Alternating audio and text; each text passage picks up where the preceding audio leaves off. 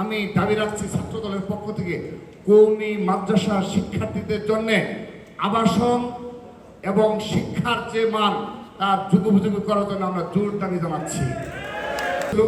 দেশনেত্রী বেগম খালেদা জিয়ার আমলে এটি ধারাবাহিকতা ছিল এবং সর্বশেষ তাদের সুযোগ্য উত্তরসূরি মাননীয় প্রধানমন্ত্রী জনাব তারেক রহমান একক পৃষ্ঠপোষকতায় আমরা ছাত্র দলের আজকের এই হিফজুল কোরআন তেলাওয়াত প্রতিযোগিতার আয়োজন সম্পন্ন করতে পেরেছি।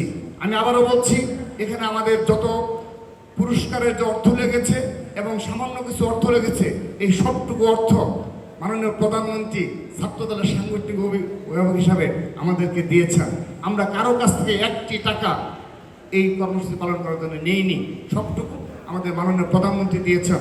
সেজন্য আজকের এই অনুষ্ঠান থেকে আমরা আমাদের মাননীয় প্রধানমন্ত্রী জনাব তারেক রহমানকে ধন্যবাদ ও কৃতজ্ঞতা জানাচ্ছি। সম্মানিত উপস্থিতি, টানা তৃতীয়বার অর্জন করেছে দেশের সেরা সুপার ব্র্যান্ড স্বীকৃতি বসুন্ধরা টিস্যু। আমি ধন্যবাদ জানাচ্ছি ঢাকা বিশ্ববিদ্যালয়, রাজশাহী বিশ্ববিদ্যালয়, চট্টগ্রাম বিশ্ববিদ্যালয় সহ সকল বিশ্ববিদ্যালয়ের শিক্ষার্থী এবং বিভিন্ন কলেজ স্কুলের শিক্ষার্থী যারা স্বতঃস্ফূর্তভাবে আমাদের এই প্রতিযোগিতায় অংশগ্রহণ করেছে।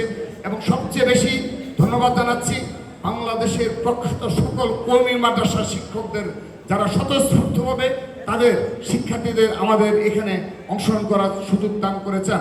আমি একটি কথা বলে আমার বক্তব্য শেষ করছি। মাননীয় ধর্মমন্ত্রী এবং বাইতুল মুকাররমের সম্মানিত খতিব মহোদয়, আপনারা দয়া করে আপনাদের সেই সুযোগ রয়েছে, শুধুমাত্র যেহেতু ধর্ম মন্ত্রণালয়ের দায়িত্বপ্রাপ্ত রয়েছে, আমি দাবি রাখছি ছাত্র দলের পক্ষ থেকে কওমি মাদ্রাসা শিক্ষার্থীদের জন্য আবাসন এবং শিক্ষার যে মান তার যুগোপযোগী করার জন্য আমরা জোর দাবি জানাচ্ছি।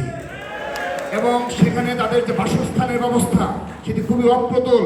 আমরা গিয়েছি, সেখানে আমরা যেমন বিশ্ববিদ্যালয়ে হলের শিক্ষার্থীদের বিভিন্ন সমস্যা তুলে ধরে আমরা আপনাকে পেয়ে, যদিও মাত্র সরকার গঠন করেছেন, মাত্র কার্যক্রম শুরু করেছেন, আমরা আজকের অনুষ্ঠান থেকে আবারও আপনার নিকট জোর দাবি জানাচ্ছি কওমি মাদ্রাসার এই লক্ষ লক্ষ শিক্ষার্থীদের যেন শিক্ষাক্রম পরিবর্তনের যুগোপযোগী কার্যক্রমে আপনি ভূমিকা পালন করবেন এবং সেই সাথে আবারও তাদের বাসস্থান এবং সেই মাদ্রাসাগুলোতে খাবারের মান উন্নয়নে আপনি যুগোপযোগী ভূমিকা পালন করবেন।